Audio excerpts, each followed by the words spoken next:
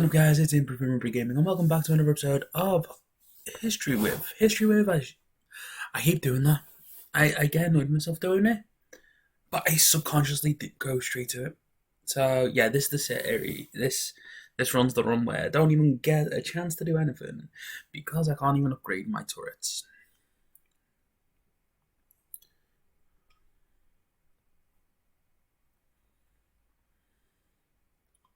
And most of I was about to say, most of the thing my turrets are only level 2.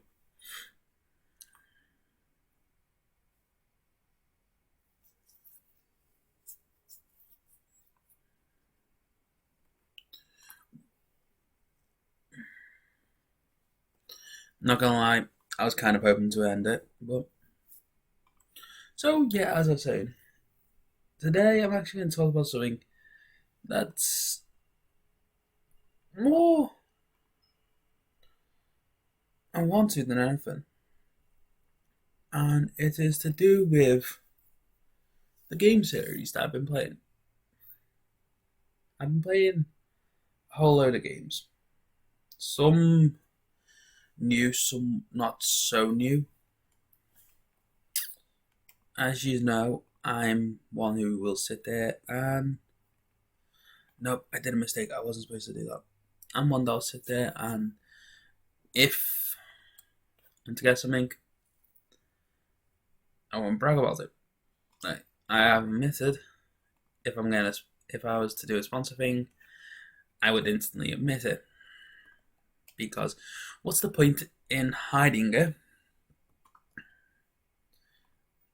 when it's going to become public knowledge when I'm going to do it? So, but one of the things I do enjoy,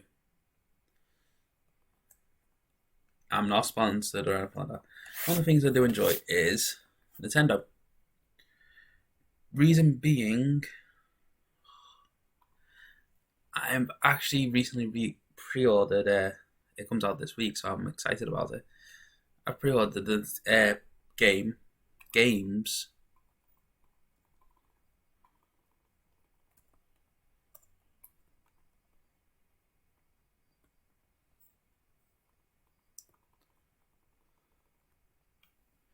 I pre-ordered the games Pokemon Sword and Shield. I know there's a lot of controversy going on about them. Some people are like, oh my god, they're the best thing in the world. Some people hate them. In truth, I've been a Pokemon fan all my life, so I don't really care what people think. It's if I like them or not. And I like them. So bring on the hate. Another controversial thing actually to do with Sword and Shield is a lot of people are annoyed with the fact that the Pokemon have now been limited. I will make a lot of people hate me now for this comment. But I am happy they're doing that. Simply because when this original announcement of Sword and Shield came out, everyone was like, oh my god, I can't believe it, Sword and Shield, oh my god, it's going to be so fabulous, that type of style. Yes, I do actually have in my head people going, oh my god, it's so fabulous. But in truth, a lot of people didn't really take an aspect of why they actually have reset the Pokédex and is not bringing all the Pokemon in it. Personally, yes, we can probably handle, the console can probably handle all the Pokemon being in it. But the problem isn't that. The problem is, even though it can handle them being in it, it doesn't change the fact that it would still make the game seem a bit unbalanced. And now the final response to what people would say is, oh, but what do you mean it's going to be unbalanced? Think about it, you could have 100% of attire Pokemon team that's built just for taking out the Elite Four, and you could also, let's say for example, have a ultimate Pokemon team you've battled with all your life,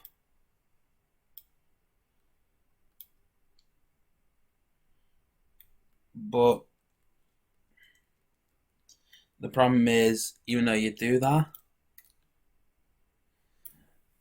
if you do that, you generally aren't taking in what the new Pokemon are like.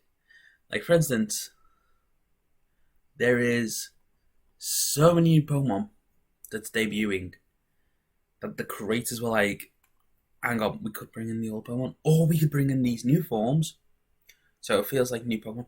And we could also show off these new Pokemon. Like, don't get me wrong, that live stream for just to announce the Galar region Ponyta, I'm even annoyed with it. But the fact that they've gone out their way to advertise something like that and made sure that we as consumers see it and are like, you know what, that might actually be good. I'm up for it. That's what their goal was. They wanted us to feel like, oh, there's a new mystery. That's what they were really after, not, oh my god, I can't believe they're bringing out this Rainbow Sparkle Princess on Pokemon.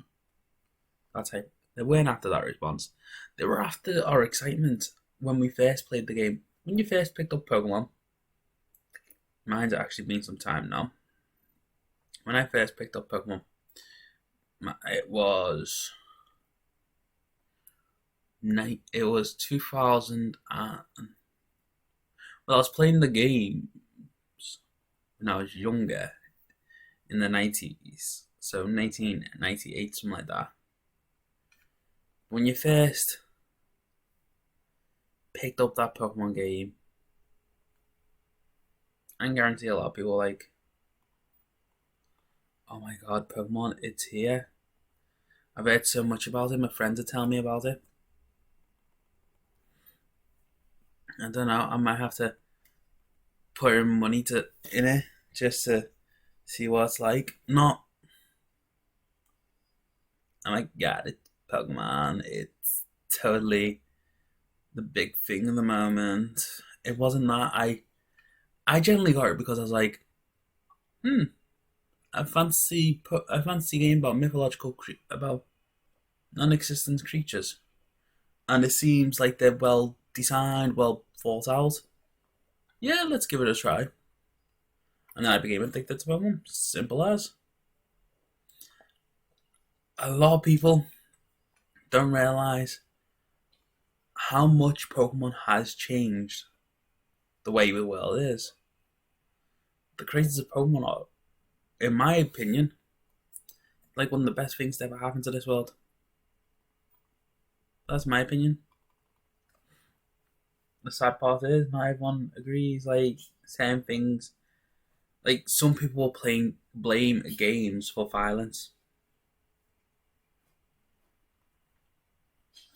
I have had past experience with someone going to me, "Oh, you've learned that for a game, and you shouldn't be playing this game." So, it's just, it's just one of those feelings where you're like,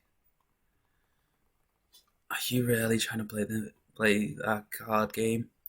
Like, you're trying to blame a game that you know I want to play. I've been after. You're trying to blame that for the way I am. If you want to do that, then blame Pokemon for the way I am. I was raised with Pokemon.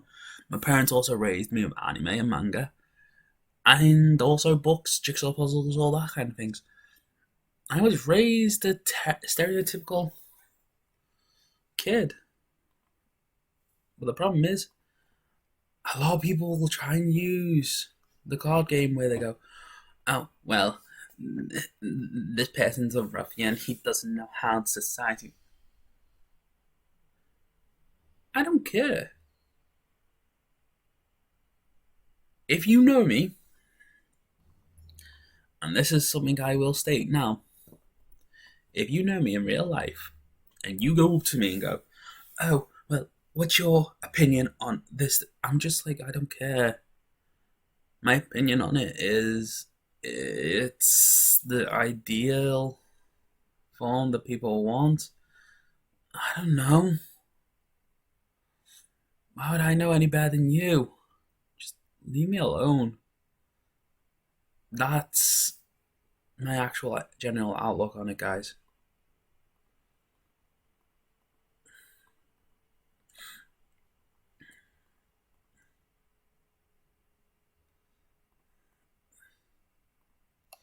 So if you generally, I will say this now, if you guys generally want me to be like, "Oh, well, technically, I will try to bear it.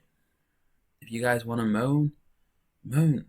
I am here just to not be. I am your saint, your savior, your Lord. I'm not here for that type of stuff. I never will be. I never am going to be. But if you want someone here just to talk and be realistic, I'm more than happy to. So, realistically speaking, if you guys actually want to have a normal conversation, don't try and blame something that you know is not relevant. Don't try and blame the. Don't try and do the blame game.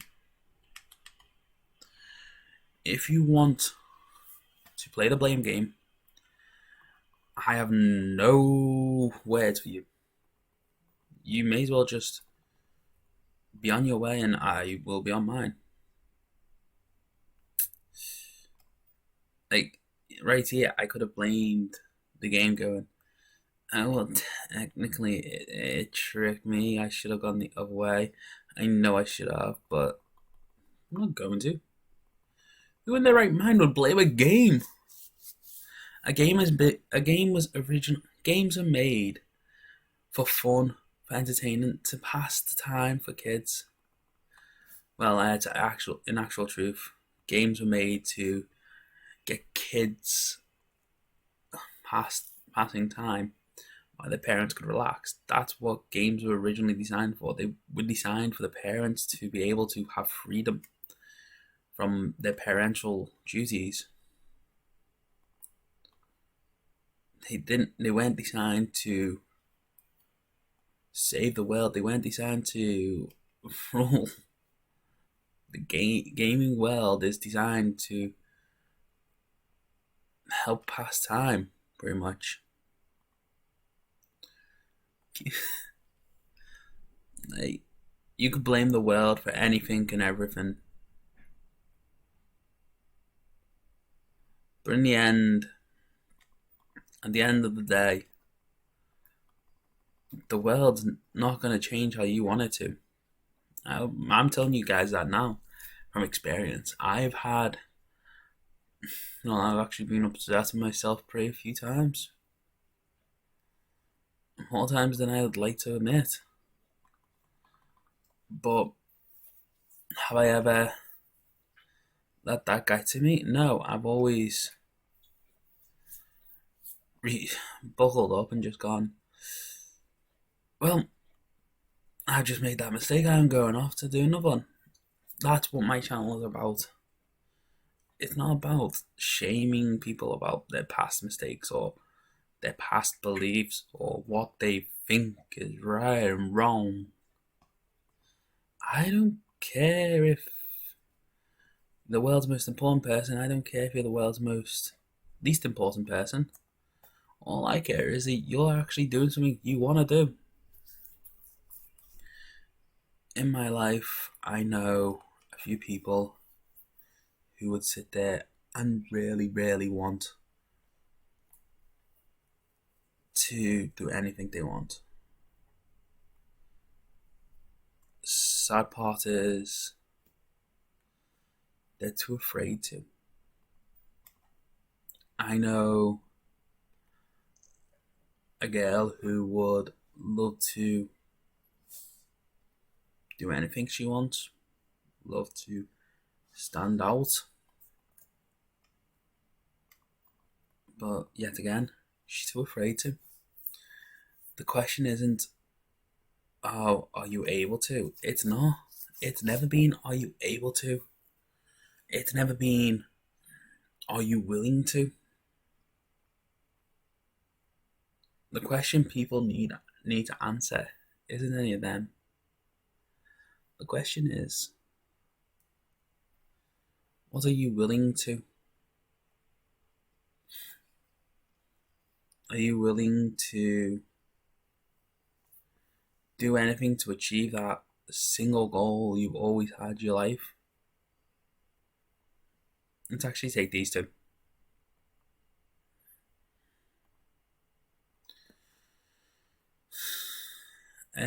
The question, like I said, the question isn't like all these, oh, but what if? That's one of my favourite songs, actually. What if? It's a Christmas song, and bear in mind, I'm not the best of singers. The lyrics go something like this. What if I had never let you go?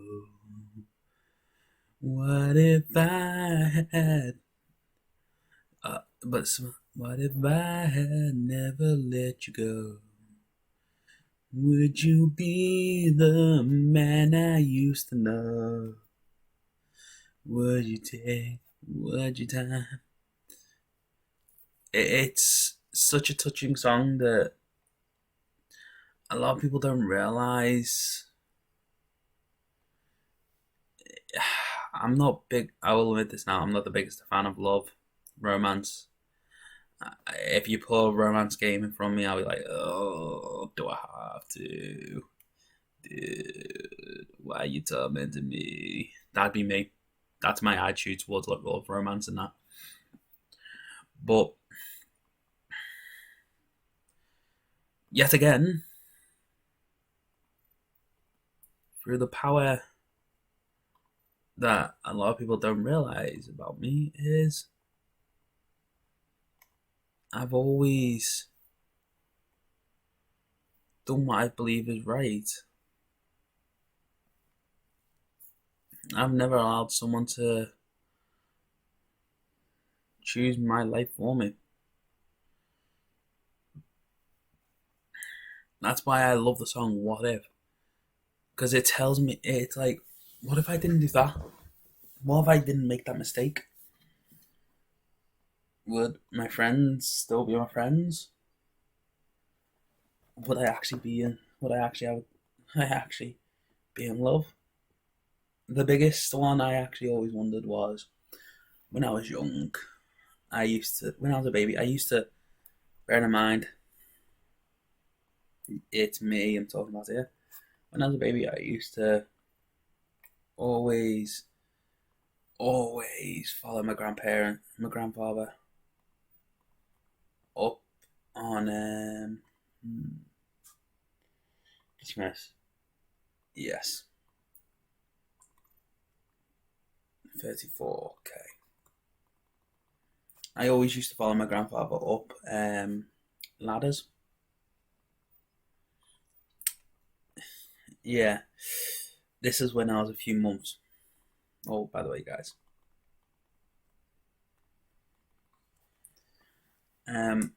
Later on down the line, I respect my granddad. So when my granddad does something, and I know it's the right choice, I would sit there and ooh, I just sold that by accident.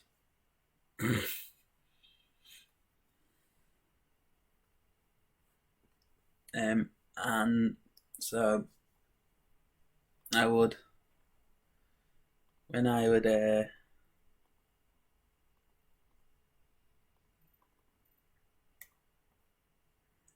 I would do most things my granddad does.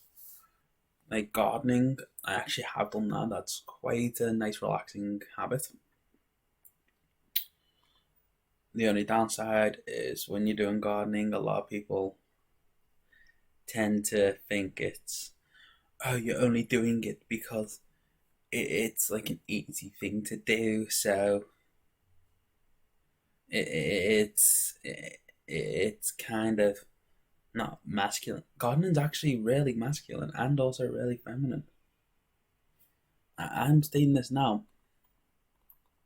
If you don't believe me, don't believe me, but gardening can be anything. Gardening's for everyone, and it can be for no one. This is the things I've been trying to get to you guys. Even though one thing can be for one, doesn't mean it's for everyone. Like, for instance, would you guys think that rugby used to be my favourite sport? I'm a YouTuber who plays video games about fantasy and escaping reality. But yet, rugby was my favourite sport. I used to play rugby every day. So, how did rugby become my favourite sport? My simple answer to that is because it became my favourite sport by just allowing me to literally be me. Rugby set me free from trying to be something I'm not. So it's the reason why I am the way I am today. Rugby always allowed me to. I know this is going to sound weird, but rugby always allowed me to feel safe. You guys might not believe me, but it's true. It's a rough, tough sport, but it allowed me to feel safe. But yet, I'm lazy. I don't know how I became lazy.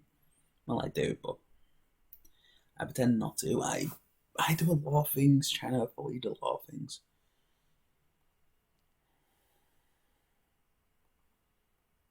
Like, one of them is I try to avoid getting involved with a lot of people. If I was to get involved with a lot of people, I would start to feel uncomfortable. Not because I'm being involved with a lot of people, but just because I'm that type of person. I'm antisociable. It's nothing bad, it's nothing wrong. It's just the way I am.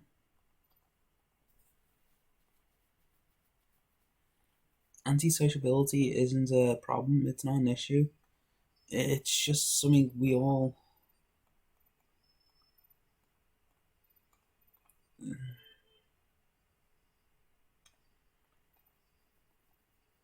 Oh, God. It's just something we all inevitably get to. Why do we get there? Because there's no point in this run anymore. We get there because we always feel like there's something left to prove to someone else. It's not. We get there because we want to. It's always we're trying to prove something to someone.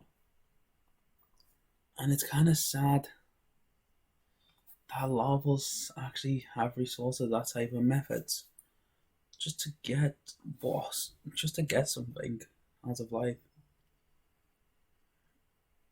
My own family does it, I do it. And the sad part is, I will admit this now, it's nothing to be ashamed of. It's something actually to be quite proud of. If you have antisociability, then that means you must have somehow had sociability to begin with. You've been one of the most magnificent people in the world. People love you, but people want to interact with you, but you feel nervous. That's why it's so fun when people tell me, "Oh, this. I'm scared of this." I just look at myself and I think that person's as antisocial as I am. Do you think I can be friends with them? Not, oh my god, he's so antisocial. I should run away and never speak to him again. That way, I won't get his antisociability. It's not something to fear. It's not something to be afraid of. Antisociability is a common thing. A lot of people have it. Just not a lot of people show it. And if you have it, it's nothing to really be afraid of. As I said, it's a common thing. Life is always about finding the ups and downs and everything.